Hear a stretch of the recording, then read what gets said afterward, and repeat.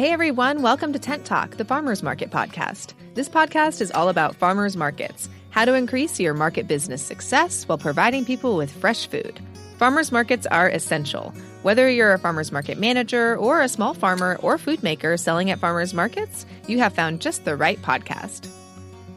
This week on Tent Talk, we're discussing the sale of health and nutritional supplements, herbal products, and CBD at farmers markets.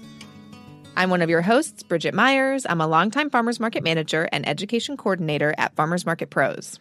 And I'm Kat Fields-White, Director of San Diego Markets, still an active farmers market manager and consultant, founder of Farmers Market Pros, and host of the Farmers Market Pros community. And I'm Justine Marzoni-Mead, Tent Talk producer, marketing director for Farmers Market Pros.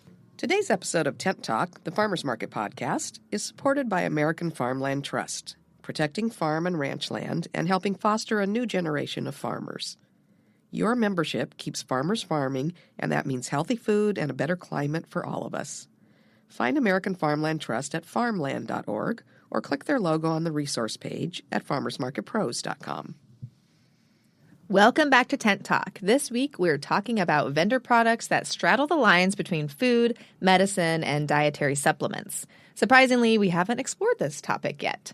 It's something we deal with regularly in our applications, though, at our markets, and an interesting discussion popped up recently in our online Farmers Market Pros community. So let's dive in. Let's dive on in. Let's dive on in. This is a topic of conversation, I feel like, in our office and at our market. So it's good to talk about it. Apparently, other market managers are kind of trying to figure out, where to draw the line and where to set some rules and guidelines regarding this. So there's definitely many different products that fall into these nebulous categories, and that can make it difficult to create hard and fast rules around what products market operators will allow at their farmers markets. But And, each market's different. Yeah. So each market is going to make kind of different decisions on this, how they want to manage it. What kind of products are we talking about? So products like nutritional supplements, think tinctures, powders, colloidal silver, homeopathic remedies. Actual vitamin supplements. Yeah. We get applications where people want to sell a range of vitamin C and zinc and what have you. Or like, I don't know, maybe even like protein powders type of situations, or electrolyte beverages. yeah, collagen drinks or whatever. Right. Yeah, Yeah. whatever the new thing is. Yep.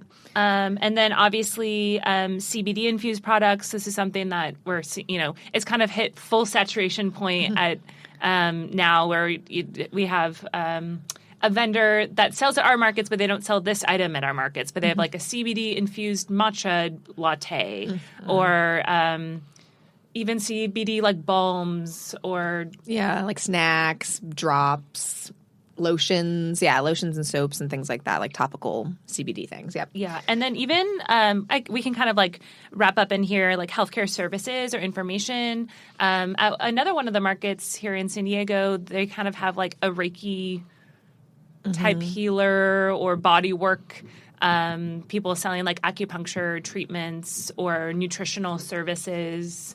So all types of stuff. Kind of these things that maybe were a little bit more fringe back in the day are kind of like are more not as marginal. And kind of the woo-woo elements of the market that people are probably turning in applications that they want to sell products like this. Constantly. Yeah. And I think we're just what our aim in discussing this is like, where's the line and what kind of claims are they making, like medical claims? Like, is this a tea that will like help you feel like sleepy or whatever, like a chamomile tea like calms you down?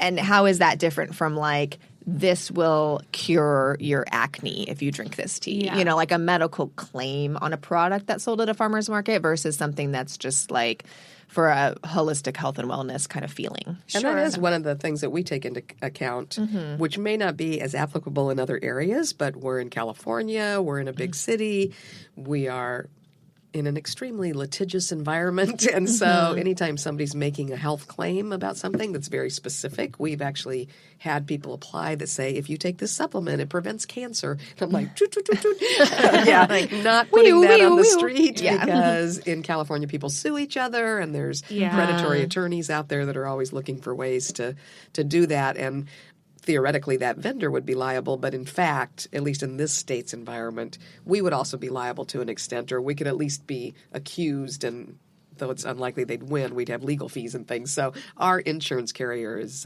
actually super overly cautious about what we're allowed to take and what we're not. Yeah, and we've had these conversations with the vendors themselves, too, just like your application was declined, and then, if they want to have a conversation about it. And it's helpful for them to understand that, too, because I think a lot of these farmers market businesses, they're small businesses. They start out. They might not be aware of this kind of stuff. And it's like you can't put these types of things on your labels, especially in California, but even in general. And like morally, like you can't just claim whatever. Like, where did you get that claim? Like, why are you saying that? So maybe not get in a deep discussion with them about it.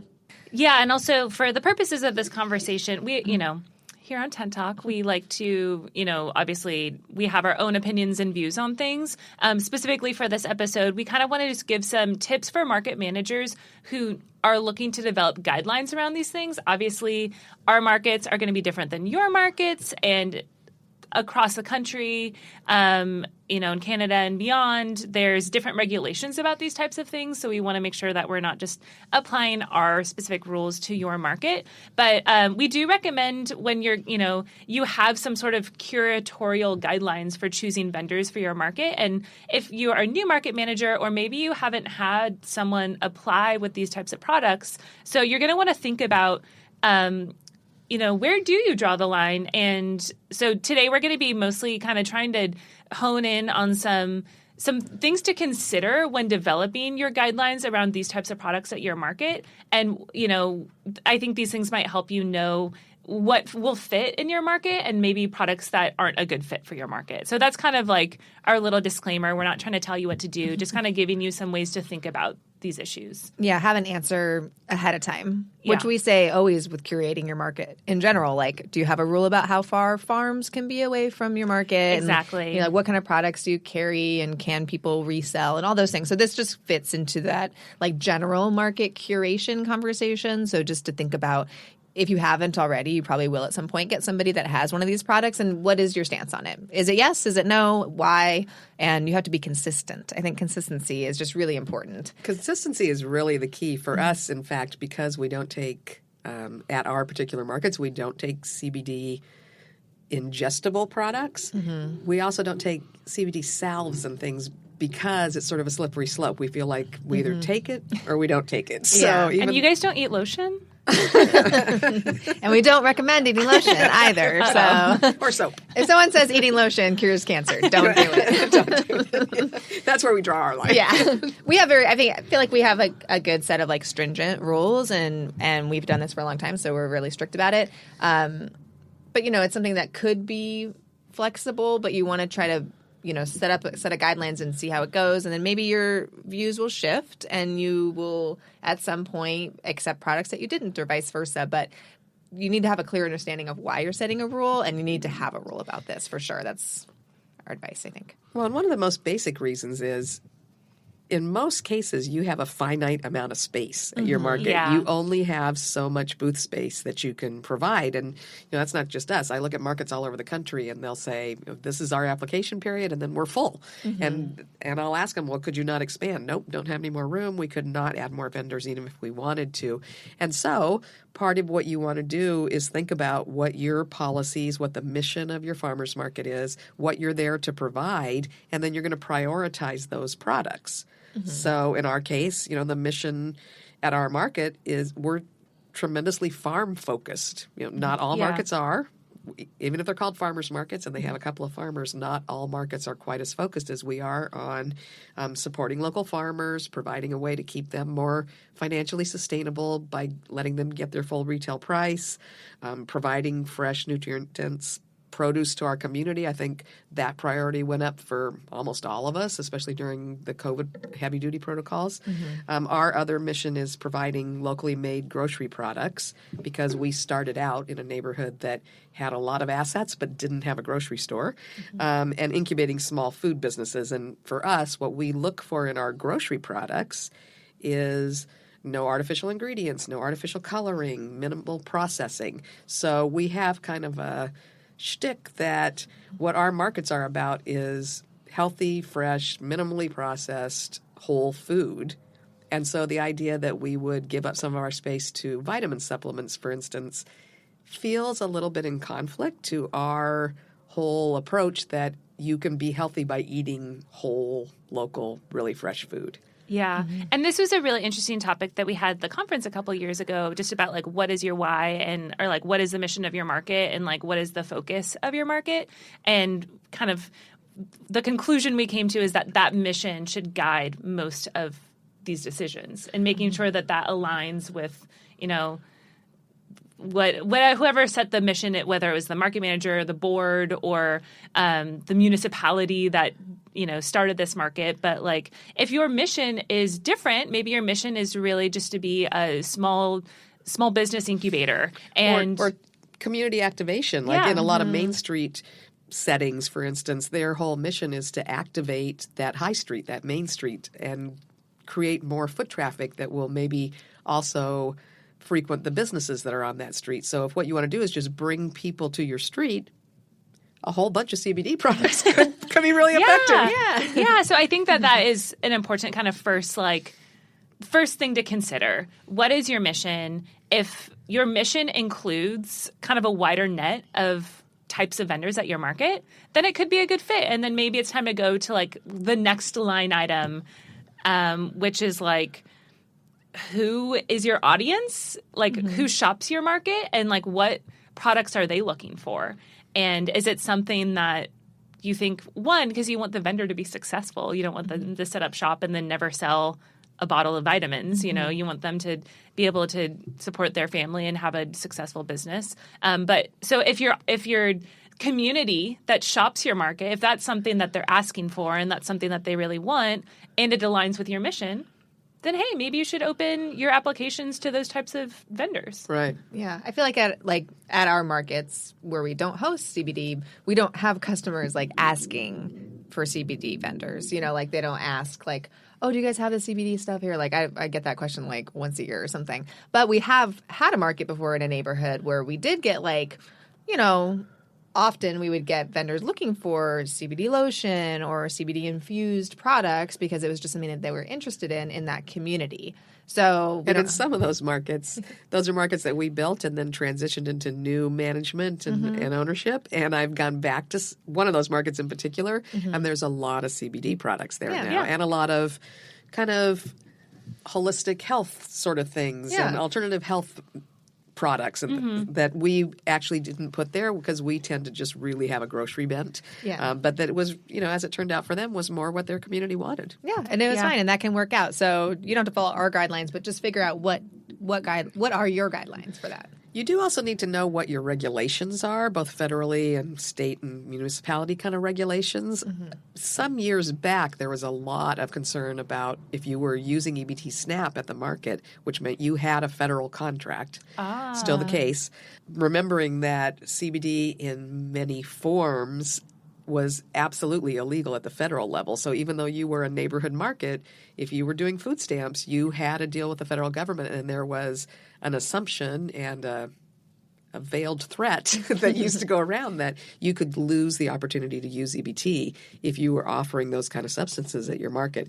Since then, the USDA has actually kind of shaken down and gotten, if not explicit about it, kind of an implied thing that as long as it, you know, doesn't have a certain THC level and that kind of thing, that you're fine to have that at your farmers markets and that they're not going to impose anything on you that's going to restrict your ability to do EBT.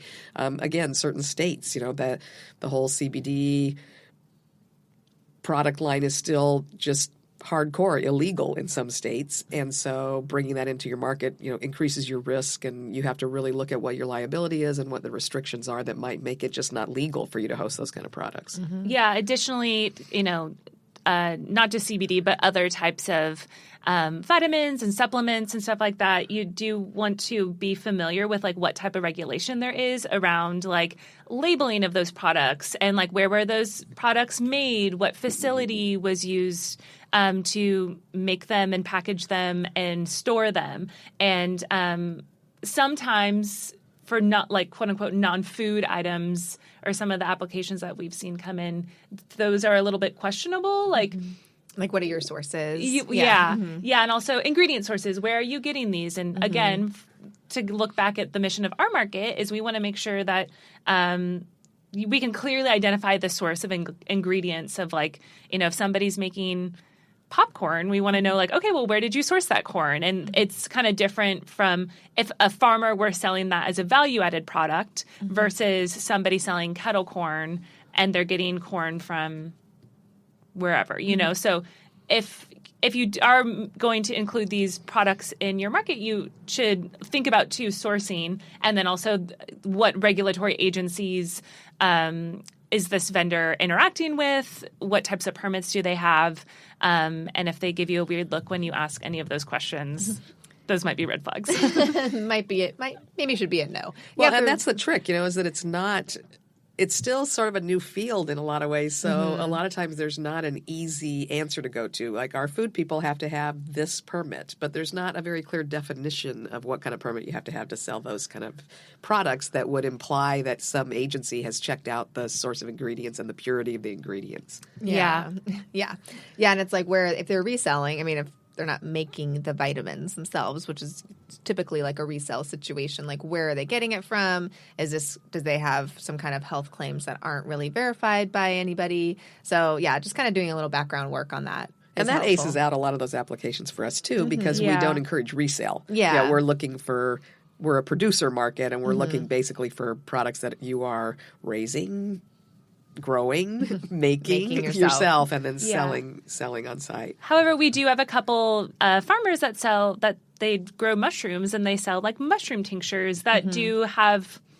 medicinal properties or, you know, health benefits to them, but they are made from those whole vegetables. The mushrooms that they grow. Yeah, they're value-added items that are clearly sourced from the farmer themselves. You know, I've been to a variety of small farm conferences where for years, and it seemed to have died down last year. Maybe we were all like distracted by COVID, and so that group stayed home. But there's always been a contingency of people who were growing cannabis that would say, we're growers, we're farmers. Yeah. Why can't we be certified producers and bring our products to the market? But there were state laws that said that you had to be of a certain age to be in a dispensary, and we couldn't create that environment at the farmers market. So that's always been kind of a topic of discussion and a little bit of a bone of contention, and I think it still is. Yeah, I think so too. Yeah, some of these products are like clearly intended for adults, and so if you're in kind of an open market area, and there's not like a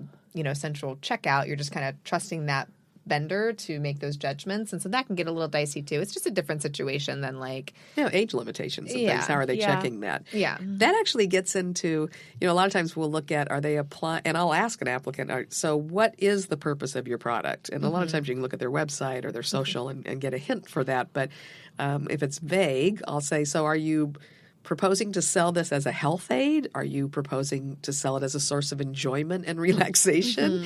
And I'll point out that even though I love a good gin, we don't sell that at our markets either, because that's just not what we do. We're selling food and grocery. I will say I'm always sort of amazed and fascinated and delighted to go to markets in other states where it's legal. Portland has whiskey at their markets. Yeah, they have like a local Union distillery. Square Green Market. Yeah. We did have a mead vendor for a while, though. We did have a mead vendor, and that was tricky because there's actually some laws in California in particular where farmers can sell wine if they grow every grape that's in the bottle, which is fairly unusual. That's a really small niche of estate wines. Most winemakers grow some grapes, buy some grapes from other people, blend.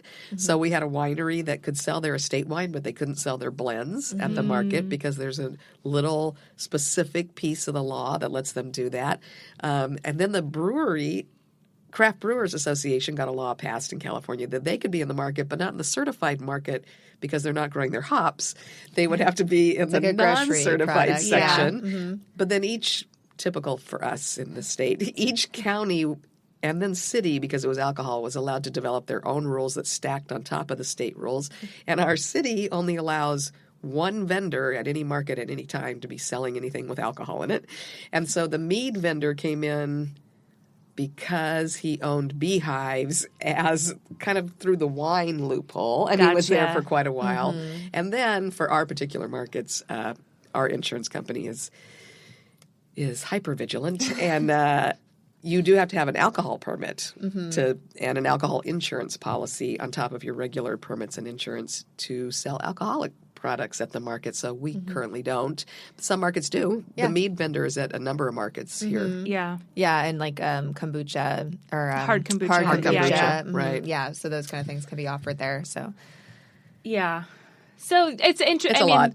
That it's an interesting kind of like slippery slope of decision making, but again, something to think through as a market manager, and you're making your guidelines, or maybe it's time to refresh your guidelines, or maybe you got a really compelling application that you've just never had before. I think that is also why a lot of guidelines become codified, because you get a cool application and you're like, okay, how do I wrap my head around this? And is this worth breaking one of my rules for, or do I need to add an addendum to my guidelines? And so just, doing these kind of like mental gymnastics of figuring out what is going to guide you in these decisions, I think is helpful. Maybe making like a little decision tree for yourself for these types of items. Yeah, really, and a lot of times, market managers can just make those decisions. They can curate based on many factors, and they get to make the choice. There's a lot of markets in San Diego, and we have different curation rules in other markets, and so we get a lot of applicants that are like, but I can sell at this other, like a lot of applicants don't realize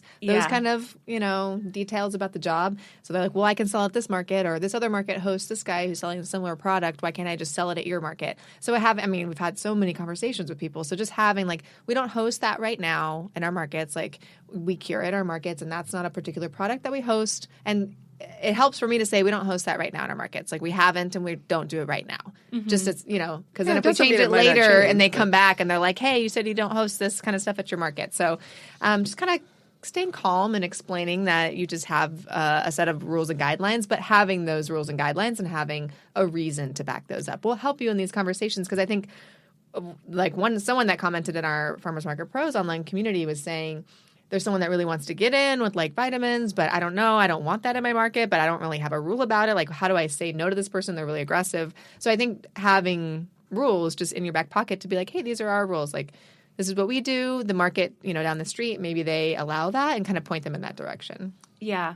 And we do have some I'd say kind of like on the line of like, what is this product? And like right now we have a vendor that sells sea moss, which is definitely kind of in this vein of an up and coming nutritional supplement thing that you consume to help you for a myriad of health reasons. Yeah. But it is definitely more in like a food form. It's something that you could consume on its own rather than just like dropping on your tongue or like taking a tablet. Right. And that's kind of because I've got some of that going on right now with talking to a couple of different vendors about that kind of thing. And we do have sea moss. It is, though, something that you can stick a spoon into the jar and take a scoop of. And sea moss does come from vegetables, similar to mushrooms. So there's all of that. And then there's a whole element of, are they growing the sea vegetables? Probably not for most of the vendors that apply. The mushroom vendors we look at, are you reselling mushroom-based products versus the farmer across the street from you that's growing the mushrooms? So there's all those elements in your curation tree. We actually have a matrix that kind of adds up the points for each vendor, and so there's ways that we can kind of shake it down and decide where we draw those sort of gray lines. And we do have a granola vendor it's a granola that's kind of, it has like collagen and kind of like additional properties in it, but it's a tasty granola, and you can just eat it like a normal like a bowl of cereal. Their whole approach to marketing is not like eat this granola and you'll be beautiful. Like they're not making these claims. They're just like, hey, it has like a little collagen in it or whatever kind of products are mixed in with the granola, but it's just tasty and it's healthy and they make it.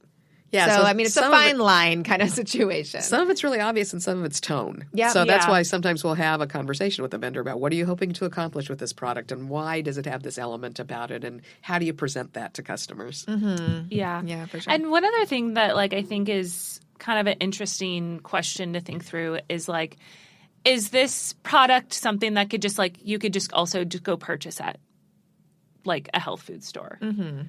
Because I think that like there is something to at least like the farmers markets that I like to go to, and I'm not usually the one that's making these curatorial decisions. So, but like there is something about farmers markets that there's like special unique products that are made by somebody that they're made by the person selling them to you. And if you could just like if you run out of colloidal silver or a collagen whatever, could you just go to like Sprouts and buy a bottle of it? Like, does it need to be at the farmer's market? Is the farmer's market, like, is that particular thing have to be at your local? Like, what's the purpose of it being there? Yeah. Well, it goes back to your mission. Are you trying to be a grocery store? Are you trying to be a variety store? Like, you're just trying to get people into the neighborhood. So, you know, for us, we always go back to our goal is to be a grocery store that's very farm forward. So not all grocery stores have liquor departments. So if I'm having to choose, because I've only got limited space available, I tend to shift towards the grocery. But other people might think of their market more as a health food store. And so they might be more inclined to shift a larger percentage of their booths towards things like that. Yeah. Just kind of depends on your customer base, your, personal feelings as a market manager. Like, where do you stand with all that? Like, do you take a bunch of vitamins? Do you take supplements? Is this stuff that you enjoy and you feel like there's a great purpose behind these items and you want to share that with your community? Fantastic. Like, write that into your guidelines and then have a reason for hosting those vendors as well. And I think we want to also make sure that if you have a smaller market or a market that's just starting out, you might get a lot of applications from these people that are these vendors that are selling these types of products. And if you're on the fence about it, or if you really don't want a market that's full of these products or that even hosts them at all, try not to fall into the trap of just letting them in because you need to fill tent space. Because just remember, like, your mission. I know that goes along with, like, a lot of, vendor applications that you might get. It's tempting to say, I only have 7 vendors at my market. I really want to grow it. I have 3 CBD vendors that are trying to get in. They say they can start tomorrow. I just want to fill this space. But what is that going to do to the balance of your market? And really, what's the purpose and the mission? So kind of stick to those rules there. I want to encourage you not to just fill tent space with people that are hosting products that you don't really want in your market. That's a really good point, because no matter what you know about what your mission is, what the public knows about your mission is what they see at your market. So your product mix totally affects, it is a de facto branding effort. When people look at what your balance of products is, they form their own opinion about, oh, this is the market I go to for CBD and lotions and jewelry, and this is the market I go to for groceries. So remember that your product mix is your messaging in many cases, no matter what you're doing to counter that by what you think is happening. What they see is what they perceive is your mission. That is like such a good point. And I think also that can even go to not only like what vendors you have and what people are seeing at the market, but where they're placed. And I think one thing to think about too, if you're a market manager that does want to have these products at your market, but you want to still emphasize that you're farm focused and local focused and, focused on food, I think there's ways that you could set up your market to communicate that to your shoppers. And, kind of the way that some of our markets are set up is kind of the heart of it is the farms and the local grocery food. And as you move towards the edges of it, we have more non-food items and people selling body care and more home goods and stuff like that. And not to say that you have to set your market up that way, but it is another way that we communicate to our shoppers that we're focused on these things. And then if we still offer non-food and we still offer kind of more gifts and other items, but they're not in the center of the market. So you might, if you do want to have a little nutritional supplement area or maybe a little cluster of booths that you have towards one end of your market that also has like an awesome lotion vendor or kind of more beauty and healthcare stuff, or somebody that sells like house cleaning supplies, kind of how the grocery store is set up. Well, I was going to say, we do it that way because we're, at least as Americans and actually out in the world, it works the same way. You're trained to go to the cereal aisle or to the body goods aisle or the vitamin aisle. So it makes sense to kind of set your market up so that you've got sections so that people see a critical mass of groceries and farms all together, and then they see that group of accessory items and body care items and that kind of thing. Yeah, and that can be helpful for shoppers too. Like, oh, here, today I'm at the market to get these items, and I'm just going to go here and I can see the selection that's available, and this is great, and maybe that's what your customers want, and then they're all kind of grouped together. And then, but the, more like meat of your market is your farms and your grocery because you're there to be a grocery store, but you want to have these additional offerings. So just kind of be sure that you're sitting down and thinking about that and not just popping them on the map and taking up every application that comes in. Because eventually you'll find yourself in a little bit of a pickle. From our experience, I'd say. So just put some thought into it, whatever that thought may be. Yeah, and another thing, too, if you're going to have these types of items in your market, is think about where they fall in your fee structure. We're big fans of, keeping our fee as low as possible while still taking care of the market for our farmers. And then from there, it kind of goes up based on what you sell. And if you do want to have these items at your market, but you want to still show that your mission is supporting farms and locally made food items, then, don't feel bad for charging them more. Right. Yeah, sure. That's what we have a sliding scale where non-food and prepared food and things are higher than the farmer, so that kind of subsidizes the farm rent. And that's definitely where we would put that type of product. Yeah. Those shoppers get access, or those vendors get access to the shoppers that are there to buy food, and they'll buy their products as well while they're there. But that's why our fee structure is the way it is, and I think it works well for everybody. That's our theory. Oh. Shoppers follow the farms, and vendors follow the shoppers. Yep.